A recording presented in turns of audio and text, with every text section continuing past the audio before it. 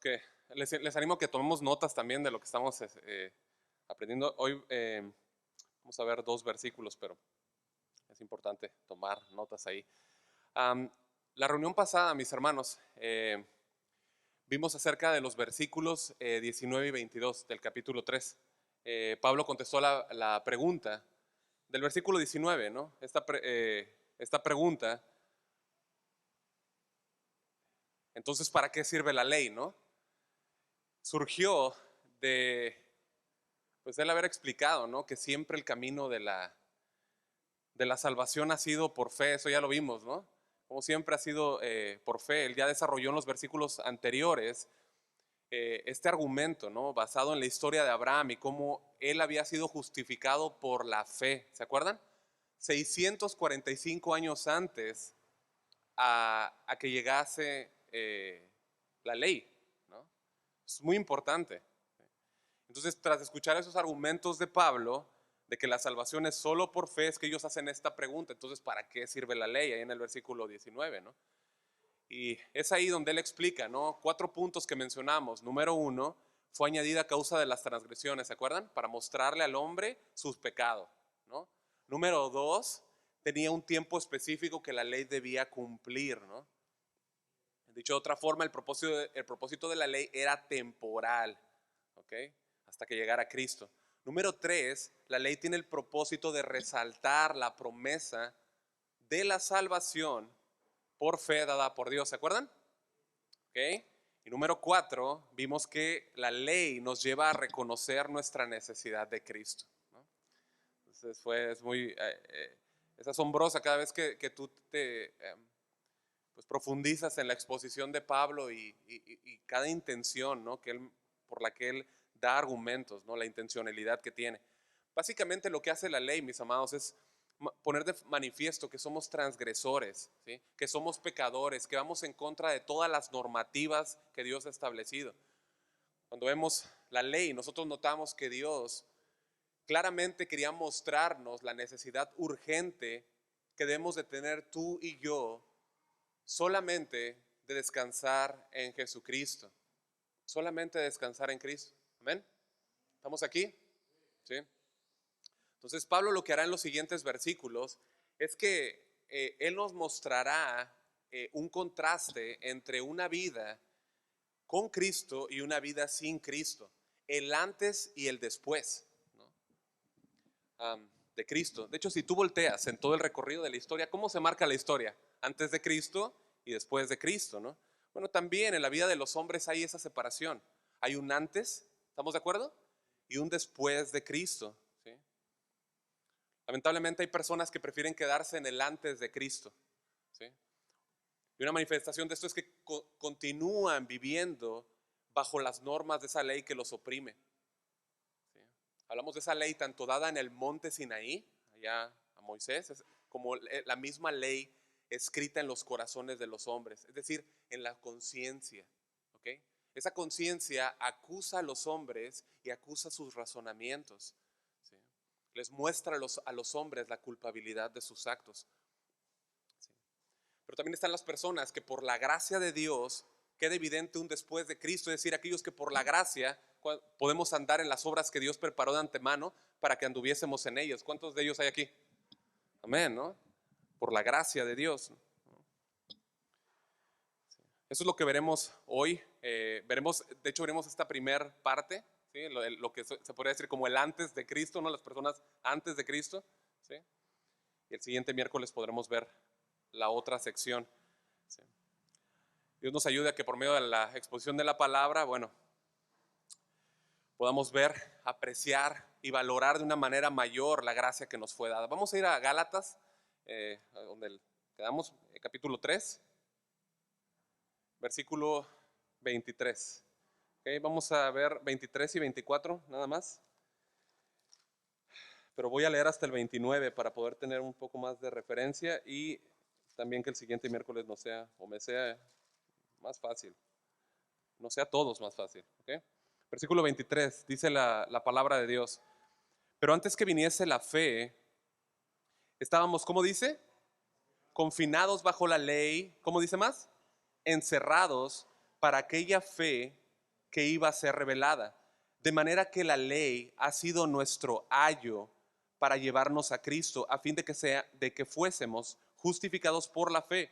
Pero venida la fe, ya no estamos bajo ayo, pues todos sois hijos de Dios por la fe en Cristo Jesús. Versículo 27, porque todos los que habéis sido bautizados en Cristo, de Cristo estáis revestidos. Ya no hay judío ni griego, no hay esclavo ni libre, no hay varón ni mujer, porque todos vosotros sois uno en Cristo. Y si vosotros sois de Cristo, ciertamente linaje de Abraham sois y herederos según la promesa. Vamos a orar. Padre, te damos muchas gracias.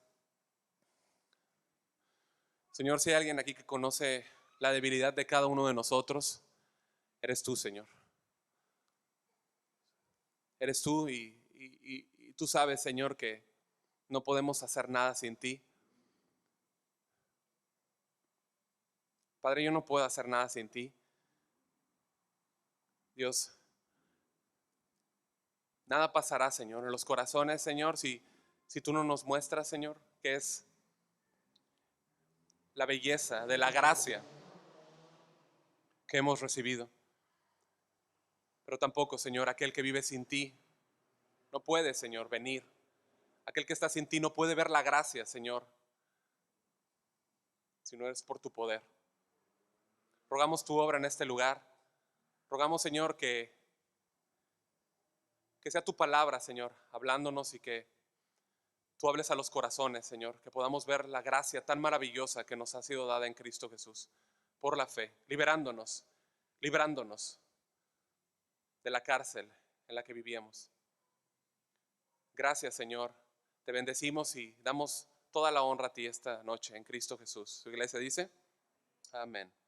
Bien, bueno, para que yo aprecie la gracia de una manera más grande, la gracia que me ha sido dada, yo necesito comprender en una mayor medida lo que es estar fuera de esa gracia. ¿Estamos de acuerdo? Entonces, hasta que eso no sucede, yo no puedo dimensionar la impresionante gracia que me ha sido regalada. Yo puedo ser ya portador, yo puedo ya ser receptor de esa gracia, pero puedo no estar apreciando. ¿Sí? Es cierto que a medida que vamos avanzando vamos apreciando en mayor medida la gracia que nos ha sido dada. Amén. Entonces yo necesito saber de dónde Dios me sacó. Y lo primero que el texto me enseña es lo que significó vivir una vida bajo las normas y el diseño de la ley. Y para esto el Pablo lo que hace es que nos va a dar dos ilustraciones de cómo funcionó en nosotros, ¿sí? Y cómo sigue funcionando en aquellos que viven en incredulidad, ¿sí? Aquellos que siguen dependiendo de las normas, que no han corrido hacia Cristo para recibir esa gracia. La primera figura que nosotros vemos está ahí en el versículo 23. Dice que la ley es como una prisión, ¿no? En el versículo 24, como un ayo. De manera muy concreta y gráfica, Pablo lo que hace es que nos da en términos muy evidentes la realidad, ¿sí? De cómo se manifiesta el no acudir a Cristo, cómo se manifiesta el no seguir, perdón, en la ley, ¿sí? Esos términos tienen que ver con estar presos, estar cautivos, estar esclavos hasta que Cristo llega a las vidas, ¿sí? La primera figura es estar confinado en una prisión. Estar confinado en una prisión. Y antes de pasar a esa primera figura, quiero hacer una breve mención. En la primera parte del versículo 23 dice, pero antes que viniese la fe, ¿no? Y aquí podría haber una confusión, ¿no? Y se les va a dar más a los que han estado atentos, ¿no? Pero antes de que viniese la fe, ¿no? ¿Por qué? O sea, la pregunta es, o sea, ¿por qué el texto me menciona fe como un evento futuro si dijimos que fe es antes de ley, ¿no?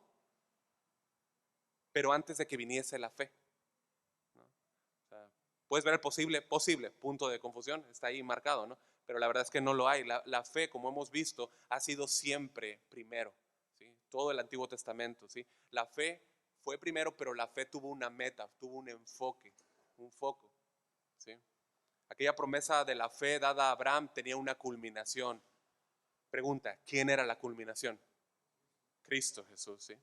De modo que Pablo no está diciendo que no había fe antes, ¿sí? Siempre ha existido la fe y siempre ha sido el medio de salvación, ¿sí? Pero el objeto de esa fe era Cristo, es lo que nos está enseñando, ¿sí? Él llegó a nacer años después en Belén. Y es lo que si tú brincas o ves ahí en el capítulo 4, versículo 4, dice el apóstol Pablo, ahí en Gálatas, si estás viendo tu Biblia, pero cuando vino el cumplimiento del tiempo, Dios envió a su Hijo, ¿no? Es lo que nos dice, ¿no? Ha sido bajo la ley, ¿no? O sea, desde el Antiguo Testamento, la posibilidad de la justificación al creer en Dios, ¿sí?, estaba presente en toda la historia bíblica. Dios, aún bajo el pacto de la ley, ¿sí? Escucha, Dios, aún bajo el pacto de la ley, mantuvo el camino abierto de la fe. Así como Abraham, muchos otros se salvaron en el Antiguo Testamento, ¿sí? ¿Por qué? Porque miraban a Cristo adelante. ¿Estamos de acuerdo? Esto es importante. A veces tú dices, esto es pequeño. No, porque una vida en fe se va construyendo por cimientos, de poquito, ¿ok? Entonces es importante ver esto, ¿sí? O sea, ellos se habían salvado porque miraron a Cristo adelante, aun cuando no comprendían muchas cosas acerca del Salvador prometido por la fe. Nosotros vemos que su mirada estaba puesta adelante, ¿sí? Nosotros tenemos que ver a Cristo hacia adelante o hacia atrás. Hacia atrás, ¿no? Ellos lo veían en perspectiva, nosotros lo vemos en retrospectiva, lo vemos hacia atrás, ¿no? Vemos su salvación, vemos cómo Él murió por nosotros para darnos salvación, ¿sí? Pero el punto es este, tanto en perspectiva como en retrospectiva, ambos siempre han sido por la fe. Ese es el punto, ¿no? Entonces, bueno, lo que está diciendo Pablo y que deja claro a la audiencia que entendía esto, es que el objeto de la fe llegó, Cristo. Entonces, nuevamente, versículo 23, pero antes de que viniese la fe, ¿sí?, o sea, hasta la llegada de Cristo, ¿sí? Sí, o sea, sigue la idea del argumento, hasta que la llegada de Cristo, antes de que fuéramos salvos por la fe, antes de que viviéramos nuestras vidas por la fe, antes de la llegada de Jesús, ¿sí?, en quien ponemos la fe,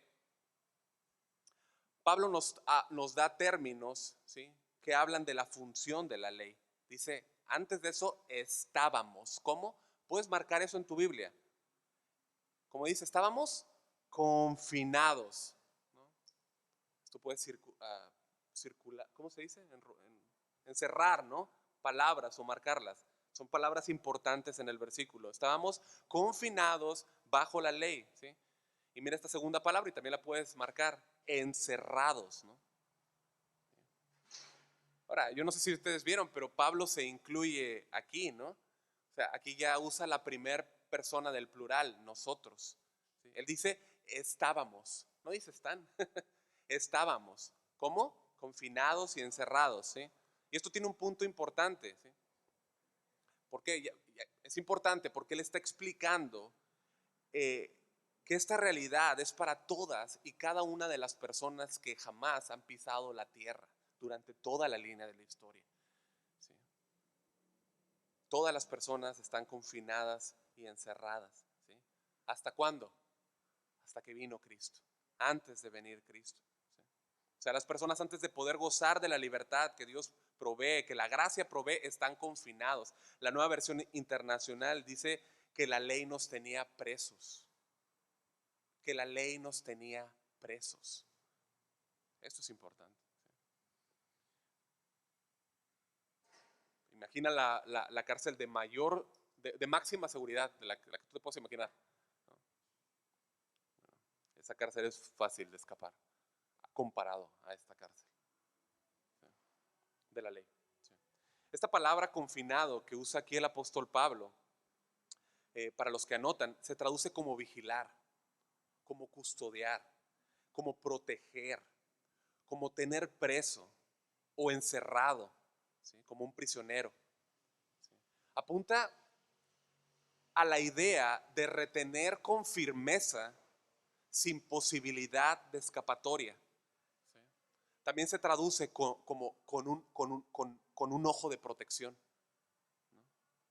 Y quiere decir vigilar atentamente para impedir que alguien pueda escapar.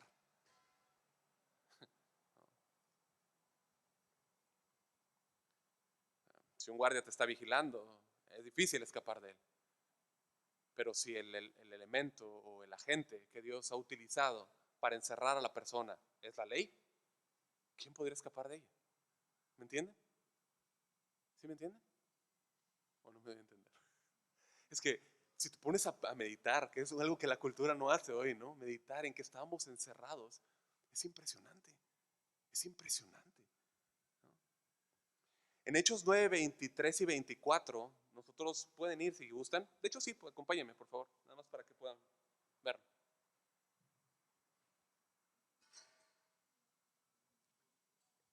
Lucas, nosotros ya pasamos por ahí, pero Lucas nos da un buen ejemplo de esto, ¿sí? Em, Están persiguiendo a Pablo, ¿no? Y dice que el versículo 23, ¿sí?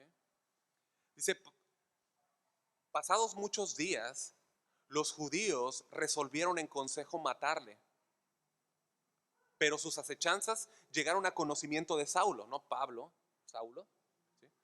Y ellos, hablando de los judíos, guardaban las puertas. Ahí está no es la misma palabra, pero da la idea. Guardaban las puertas de día y de noche para matarle, ¿sí?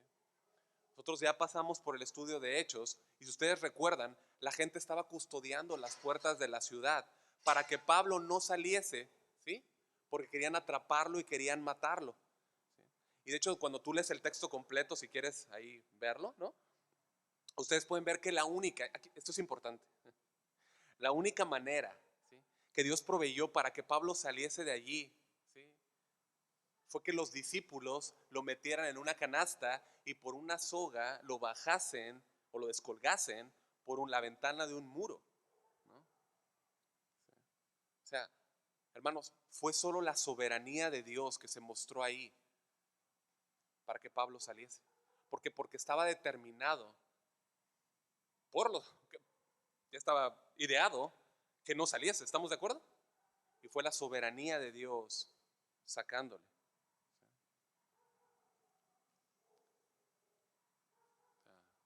Pablo no tenía ninguna otra vía de escapatoria. No podía escapar de ahí, ¿sí?, jamás. No había ninguna forma natural de que él saliese, ¿sí? Y esto nos deja ver el propósito de la ley, ¿no? O sea, digo, si usamos esa ilustración, ¿no? Era, la ley eso hacía, cercaba, ¿sí?, acorralaba al hombre, mantenía al hombre cautivo en la realidad de su pecado, ¿sí?, sabiéndole que, o sea, de la mejor manera, en el mejor de los casos, que no podía salir de ahí, que estaba cautivo, ¿no?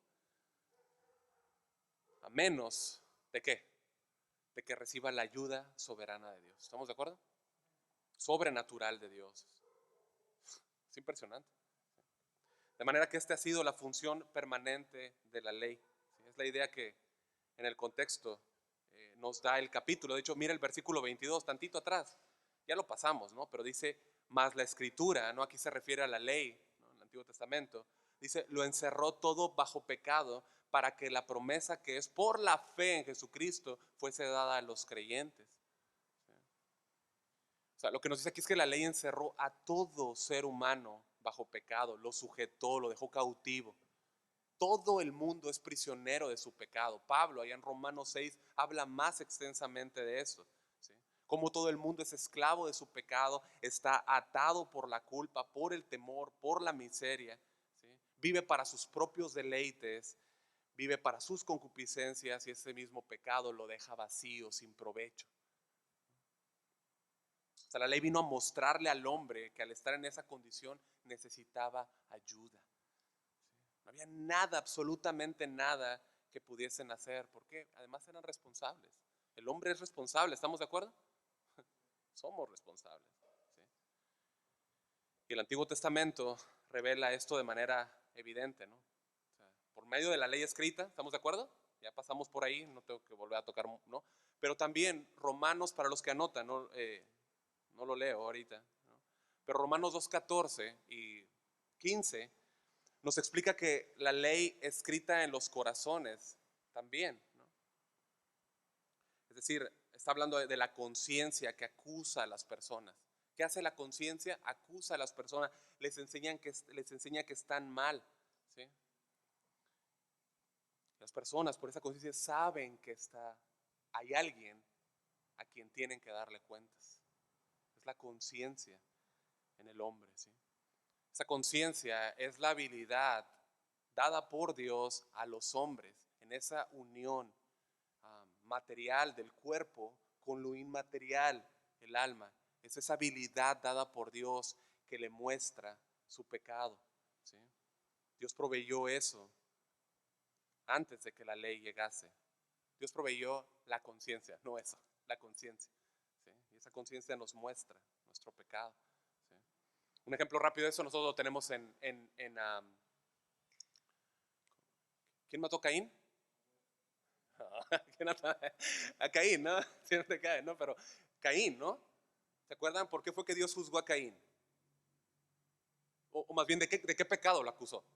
Lo juzgó de asesino, pero la ley no estaba. De modo que la conciencia ya estaba en Caín, ¿sí? Y Dios lo juzgó por esa conciencia, por ese pecado en su conciencia, ¿sí? Pablo en Romanos 1:19 dice que porque lo que Dios se conoce les es manifiesto, pues Dios se lo manifestó. O sea, la conciencia le enseña al hombre, le muestra su culpabilidad. ¿Estamos de acuerdo? Le revela, ¿no?, sus argumentos, le acusa, pero también le revela que hay un Dios. Entonces Romanos 1 dice que Pablo dice es que Dios se los manifestó. ¿Qué les manifestó? Todo lo que existe, las cosas invisibles de Él, su eterno poder y deidad se hacen claramente visibles desde la creación del mundo, siendo entendidas por medio de las cosas hechas, de modo que no tienen excusa. O sea, Dios se lo reveló. ¿Sí estamos de acuerdo? Su conciencia no tiene excusa para eso, ¿sí? No tiene excusa. Dios se lo reveló en su interior, en sus conciencias, que hay un Dios. Así que tanto la ley escrita en las tablas, ¿sí?, como en nuestro corazón, revela la culpabilidad de los actos del hombre, ¿sí? ¿Por qué? Bueno, porque se dan cuenta que están presos, que necesitan ayuda, que no pueden salir de sus propias fuerzas de la prisión. Y Pablo lo que quiere mostrar a su audiencia es que la persona le es imposible salir sin Cristo. Los gálatas tenían que reconocer eso, de dónde habían sido libertados. Y entonces que los judaizantes pudieran, por medio de la argumentación de Pablo, caer en cuenta. Juan 8:36 dice que así que si el Hijo os libertare, ¿qué cosa? Seréis verdaderamente, ¿qué cosa? ¿Medio libres o verdaderamente libres? Eso es lo que hace Cristo. Amén. Eso es lo que hace Cristo, ¿sí? Necesitamos ser libres y solo Cristo puede hacerlo. Y yo debo de apreciar esa gracia, hermano. Yo debo aprender a apreciar esa gracia que me liberó, esa gracia que me rescató, esa gracia que me sacó de la prisión en la que yo estaba. El versículo 23 dice, pero antes de que viniese la fe, estábamos confinados bajo la ley, encerrados para aquella fe que iba a ser revelada, ¿sí? Y ese segundo término, encerrado, ¿sí?, Pablo lo que hace es que pone de manera, pues, más gráfica el mismo aspecto, y parece que redunda. Pablo parece que redunda, ¿sí? Había dicho confinado, ahora dice encerrado, ¿sí? Pero lo que está haciendo es reafirmando una misma idea, es que fuimos aprisionados por nuestro propio pecado bajo la ley, ¿sí? La ley no podía traer justicia a nosotros, mis hermanos. No podía traer justicia a nosotros jamás. ¿Por qué no podía traer justicia a nosotros? Respuesta sencilla, porque no fue diseñada para ello. Digo, yo estoy hablando sobre una base de la cual ya estuvimos hablando, ¿no? Me hace más fácil. O sea, no fue diseñada para ello, ¿sí? La ley lo que hace es que marca de manera meticulosa los pecados cometidos, los pecados, ¿sí? La ley lo que hace es que nos condena de acuerdo a la condición de nuestro corazón, ¿sí? Nos muestra que somos pecadores, nos mantiene presos, ¿sí? Es como una persona que rompe, ¿no?, la ley en nuestra sociedad, ¿sí? Y esa persona sabe que por romper esa ley pues tiene consecuencias, ¿no? Debe de pagar un costo, debe de pagar su culpabilidad, ¿sí? Y la ley lo hace mantener encerrado, ¿okay? Bueno, los seres humanos fueron puestos bajo custodia protectora hasta que vino el Mesías. Versículo 23 dice que estábamos confinados bajo la ley y encerrados, ¿qué dice? Para aquella fe que iba a ser revelada. Esa fe revelada está hablando de la salvación futura, ¿sí? Cuando Jesús llegara. O la revelación más bien de la salvación futura que llegaría, ¿no? O sea, la persona está custodiada y arrestada por la ley.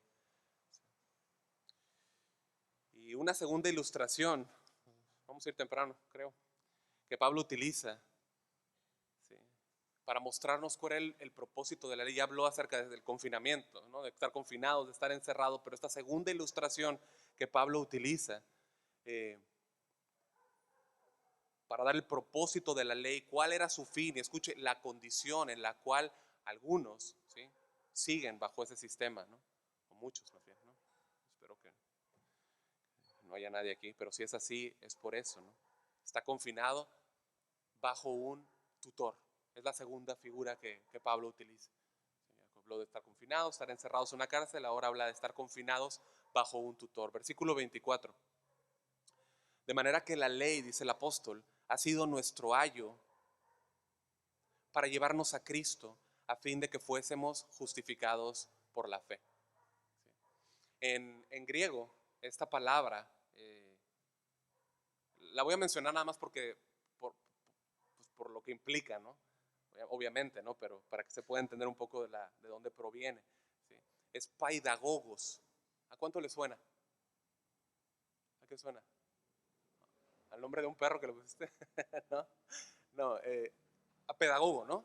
De ahí es donde tomamos nuestra palabra pedagogo, ¿ok? Pedagogía, exactamente. ¿Sí? Entonces, el problema aquí redunda en cómo nosotros interpretamos la palabra pedagogo en nuestros días, ¿sí? No era lo mismo a como se consideraba en los tiempos de los Gálatas en el Nuevo Testamento, como cuando fue escrito, ¿sí? Es como cuando nosotros escuchamos la palabra esclavo, ¿no? Cuando piensas en la palabra esclavo, tú enseguida puedes llegar a pensar lo peor, ¿no? Lo más horrible, ¿no?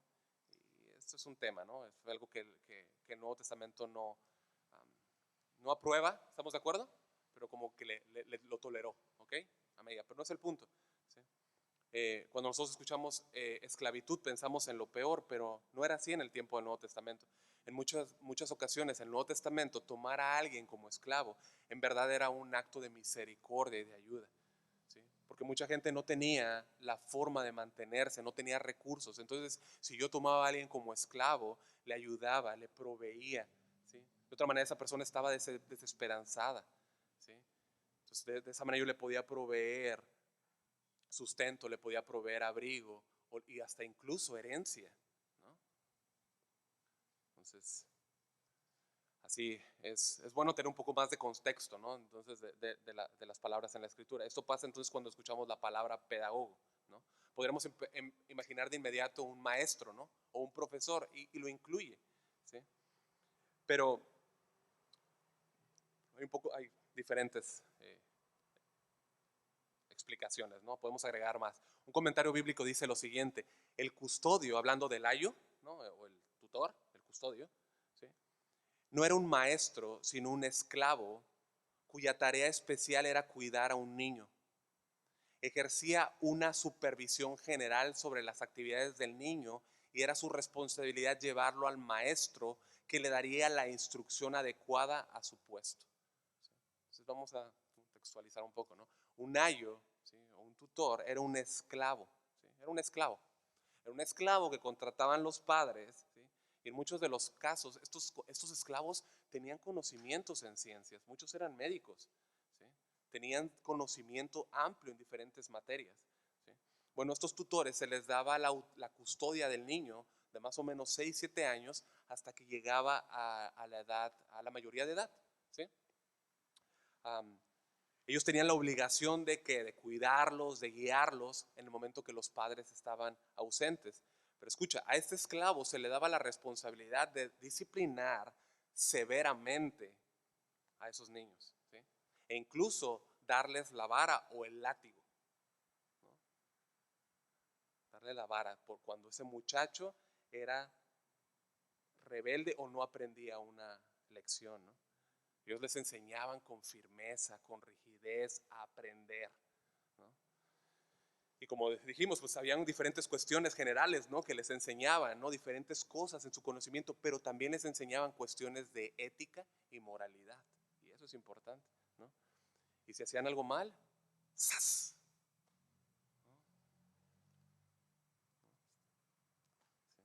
O sea, la idea principal era que aprendiesen. A veces son buenos esos tutores, ¿no? No, pues, vamos hablando de lo que es la disciplina, ¿no? Hablando de la disciplina, ¿no? Pero lo que está enseñando aquí Pablo y que él escribe pues por inspiración divina, cuando explica el propósito de la ley, ¿sí? En esta figura es que hay una diferencia entre un tutor y un padre. Y necesitamos considerar eso porque Dios ejemplifica esta figura para referirse a la ley. Él lo utiliza, ¿sí?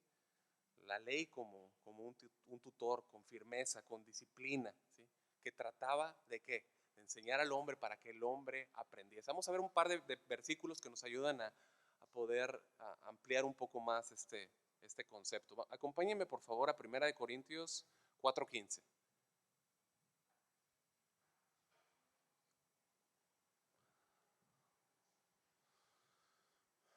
Vamos a ver un poco más. Estos versículos son dos que nos ayudan a entender más acerca del contexto de los tutores, ¿no? Eh, Muchas veces los corintios se portaban mal, ¿no? Como malcriados, ¿estamos de acuerdo? ¿Sí o no? Y Pablo les dice en 1 Corintios 4:15, ¿estamos ahí? Sí. Porque aunque tengáis 10,000 años en Cristo, no tendréis muchos padres, pues en Cristo Jesús yo os engendré por medio del Evangelio. O sea, les dice a estos tremendos corintios que aunque tengan 10,000 tutores, no es lo mismo que tener un papá. ¿Estamos de acuerdo? Sí, es lo que, o sea, no es lo mismo, ¿no? De hecho, ahí en el versículo 21, él, vemos aquí es uno de los versículos yo entiendo, ¿no? O sea, yo veo que ves la dureza, no, la firmeza, perdón, la firmeza y la ternura de Pablo, ¿no? Fíjate, dice, ¿qué queréis? Y es la misma idea, ¿no? ¿Qué queréis? ¿Iré a vosotros con vara o con amor y espíritu de mansedumbre, ¿no? O sea, en otras palabras, les está diciendo, o sea, ¿quieren que vaya a ustedes como un tutor que les pega duro, que les da latigazos, ¿sí? Porque no aprenden? ¿O desean que vaya como un padre amoroso y que les muestre un espíritu afable, apacible, ¿no? Más bien sería la palabra, ¿no? Obviamente hay una diferencia entre uno y otro, ¿no crees? Sí, sí la hay, por supuesto, ¿no? Y eso es precisamente lo que Pablo quiere que entendamos cuando pensamos en la ley como tutor, ¿no? O sea, la ley tiene esa función de guiar, ¿sí? ¿A quién le fue dada esa ley? A Israel, ¿no? Le fue dada a Israel. Esa ley le fue dada a Israel para disciplinarlo, para guiarlo. Escucha, hasta que llegara a la madurez. ¿Hasta que llegara a qué? ¿Quién más bien es la pregunta? Cristo, ¿no? El Mesías, ¿no? O sea, Israel tenía un padre, ¿sí? Que les dio un tutor. ¿Sí? Empieza a cerrar, ¿no? Les dio un padre que les dio un tutor. O sea, la ley, ¿para qué? Para que los cuidase. Y la ley no podía darles vida. ¿Estamos de acuerdo con eso? No podía darles vida. ¿Sí? ¿La vida quién la da? El padre, ¿verdad? El padre, ¿sí? Entonces el tutor tenía la responsabilidad y la obligación de custodiarlos, de enseñarles, disciplinarlos hasta la madurez y nuevamente hasta que llegara Cristo, nuestro Señor. ¿Sí? Lo que dice el versículo 24 es que el propósito designado por Dios para la ley como tutor, ¿sí? nos explica, ¿sí? Como nuestro ayo, o sea, fue llevarnos a Cristo, a fin de que ¿qué? De que fuésemos justificados por la fe. ¿Sí? O sea, el tutor, o sea, la ley está ahí hasta llegada a la madurez, que es Cristo.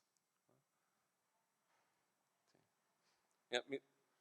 Cuando una persona viene a Cristo, hermanos, ya no necesita más la ley como tutor. ¿Estamos de acuerdo? Ya no. Esa ley y cuidado aquí, ¿no? Ay, ya los vi. La ley ceremonial ya no la ocupa, ¿estamos de acuerdo? Pero ¿qué me dicen de la ley moral? O sea, siempre, ¿no? O sea, ya no, la ley ceremonial, ¿no? Esa ley de querer cumplir la ley para obtener, no, o sea, queda desplazada, ¿no? Sí, por Cristo. Es en Cristo en quien depositamos nuestra fe y nuevamente la ley nunca fue dada para proveer salvación al hombre. ¿Sí? Ahora, si esto mismo lo trasladamos al ejemplo de Pablo, el oficio de un paidagogos, ¿no? Eh, no era permanente, no era algo fijo, ¿sí? No era algo permanente, ¿sí? Era hasta la mayoría de edad, ¿sí?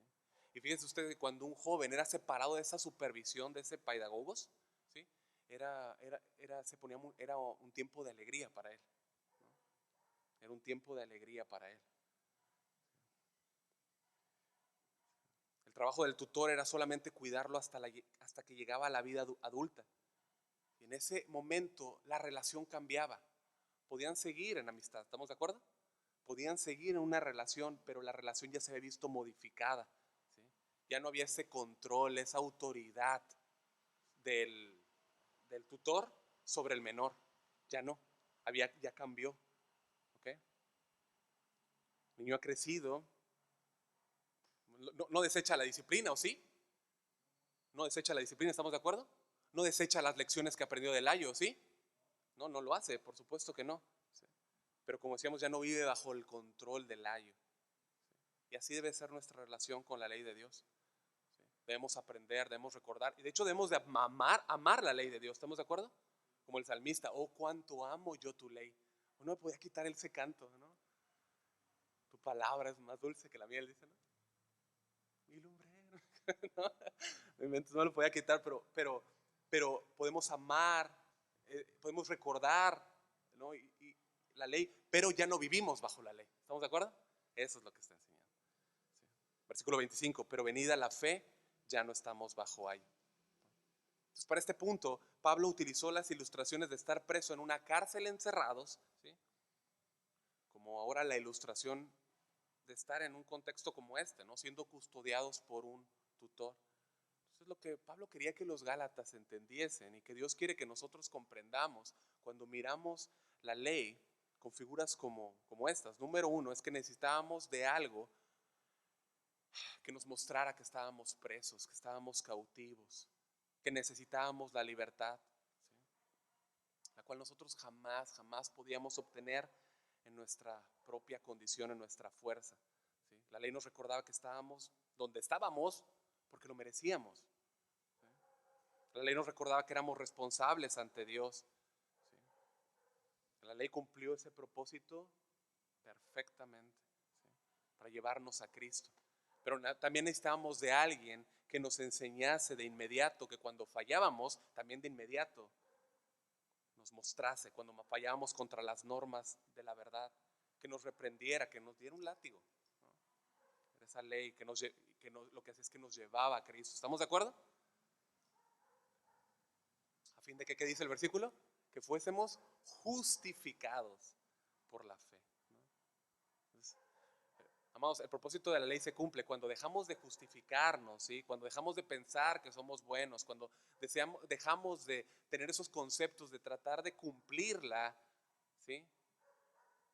Para obtener algo, cuando solamente nos tornamos en fe hacia Jesús, en confianza a Él, en sus méritos y no en los míos. Amén. Así es. Amados, cuando predicamos, tenemos que predicar la ley. Llevemos a la gente hacia Cristo, ¿sí? Prediquemos como el propósito por el cual Dios la diseñó. ¿Me entienden? Llevemos a la gente hacia Cristo, ¿sí? Si nosotros no presentamos el Evangelio, o no hablamos de la ley, no estamos hablando o dando el propósito por el cual Dios la diseñó, ¿sí? Para que la gente pueda ver su incapacidad para cumplirla, mostrarle que están encerrados. Si yo le hablo a la gente que hay un Dios que les ama, ¿sí? Como dijo, fue Paul Washer, ¿no? O sea, la persona va a decir, bueno, yo también me amo, perfecto, pues dame más de ese Dios, ¿dónde lo compro? ¿No? Pero ese es el asunto, o sea, Yo debo hablarle y mostrarle a la gente que está aprisionada en sus prisiones de pecado, sufriendo el látigo de sus rebeliones, ¿sí? Y necesitan ser librados por Cristo. De otra manera no estamos predicando el Evangelio. No estamos predicando el Evangelio, ¿sí? Debemos llevarlos a que ellos dejen de apoyarse en su propia justicia y corran hacia Cristo, ¿sí? Eso fue lo que Cristo predicó en la predicación del Sermón del Monte, Mateo 5, ¿no? Yo estoy anunciándolo y espero que pronto entremos ahí, ¿no? Pero lo que hizo fue que deshizo la confianza falsa que la gente tenía en su propia justicia, ¿no? Los fariseos eran el resumen perfecto de la justicia por obras, ¿no? Y él les dice, o sea, si has aborrecido una sola vez a tu prójimo, eres homicida. Si has codiciado a una mujer una sola vez, eres adúltero, ¿sí? Es ahí donde llevó sus mentes, es ahí donde yo llevo de llevar a las personas, ¿sí? A enseñarles que no pueden escapar de su prisión al cumplir la ley. ¿Por qué? Porque Dios no la diseñó para darles escape. O sea, la ley no da escape, le apunta para dónde ir, ¿no?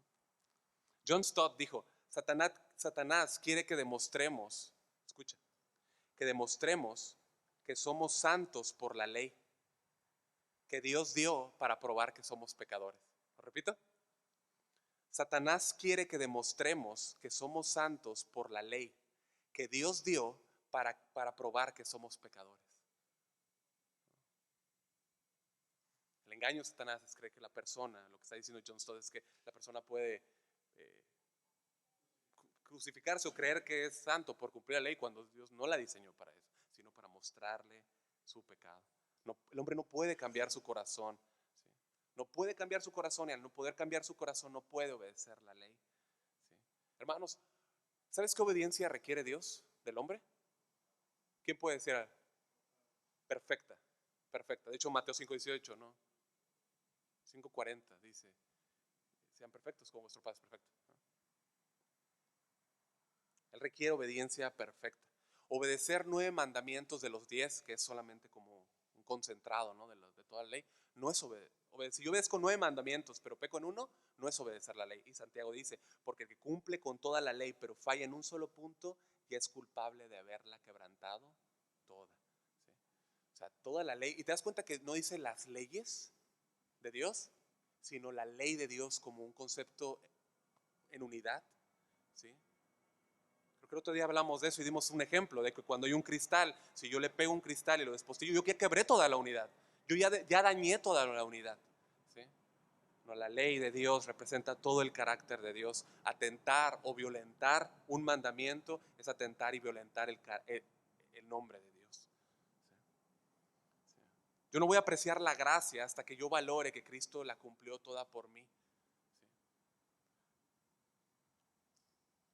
Iglesia, donde yo no fui obediente, Él lo fue.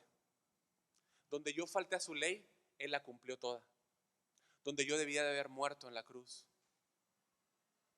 por mis pecados, donde yo había ido al infierno, Él pagó por mí. Él pagó por mí, ¿sí?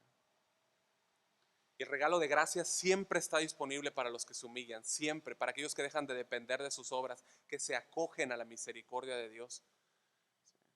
Escucha, nada más ya para concluir, Pablo cuando dice en el versículo 24 que él se incluye, dice que estábamos confinados, que estábamos encerrados bajo la ley. Pablo, antes de venir a Jesús, ¿sí? En su entendimiento, él pensaba que estaba bien. Yo estaba viendo esto, pero obviamente ya hay, pues, hay versículos, ¿no? Y hay textos, hay porciones que no explotan acá, ¿no? Pero es que él pensaba que estaba bien, que estaba en lo correcto, ¿sí? Es lo que la Biblia nos enseña. A todos nos tiene que explotar eso porque tenemos la palabra, ¿no? Era un hombre súper religioso, era parte de la élite religiosa del sistema judío, meticuloso en cada aspecto de la ley, ¿sí? Pero él tenía su confianza puesta en lo que hacía, en cumplir la ley, cosa que no podía, ¿estamos de acuerdo? Pensaba que estaba haciendo lo correcto. Acompáñame a Filipenses 3 y ya con esto vamos a terminar, por favor, ¿sí? Él pensaba que estaba haciendo lo correcto, pero estaba encarcelado, ¿sí?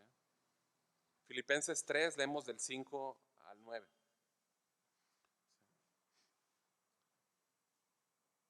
Filipenses 3, 5 a 9. ¿Sí? Él habla acerca de antes de su conversión, ¿no? Dice que él era, no voy a parar, vamos a leer, ¿no? Pero dice, él era circuncidado al 8º día, del linaje de Israel, de la tribu de Benjamín, hebreo de hebreos, y en cuanto a la ley, fariseo. En cuanto a celo, perseguidor de la iglesia. En cuanto a la justicia que es en la ley, irreprensible. Nada más una nota aquí.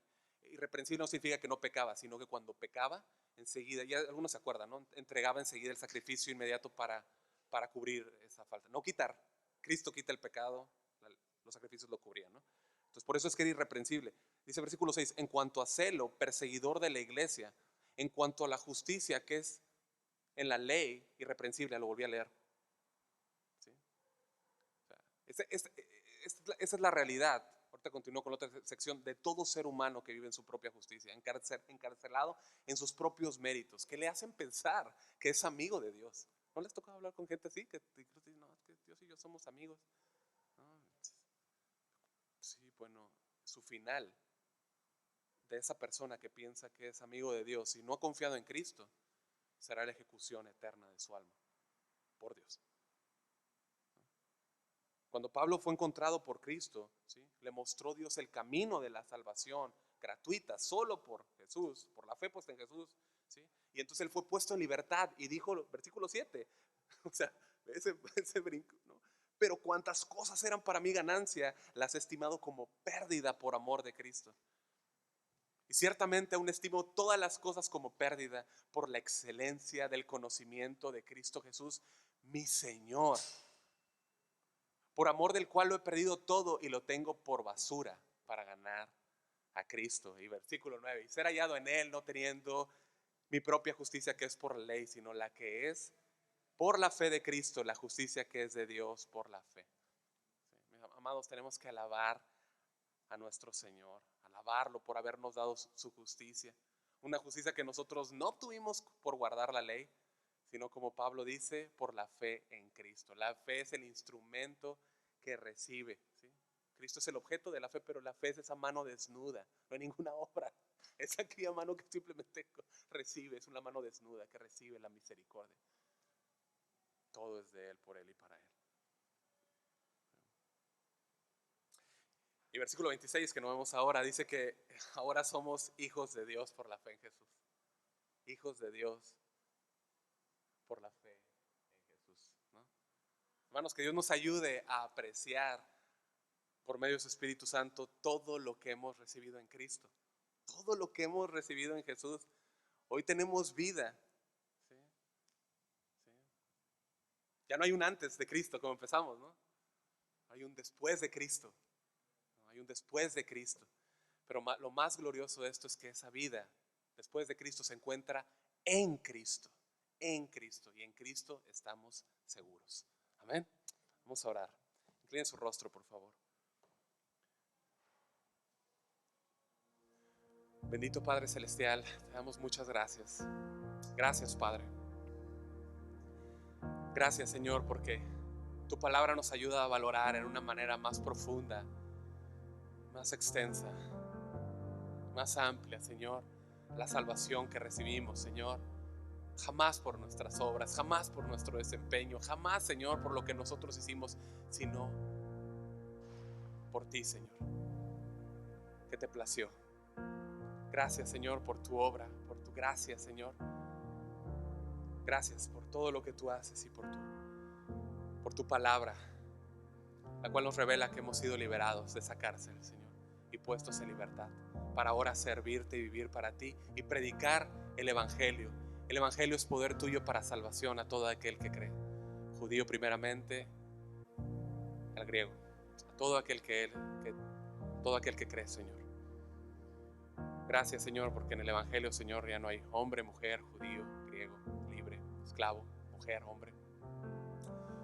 Todos somos uno en Cristo, como veremos. Gracias, Señor, por lo que tú haces, Señor, y gracias por tu hermosa y bella palabra, Señor. Bendice, por favor, tu pueblo, bendice de la iglesia. Guárdanos, Señor. Muy bien. Te damos muchas gracias. En el nombre de Cristo Jesús, su iglesia dice, amén. Bien. Que Dios les bendiga. Muchas gracias.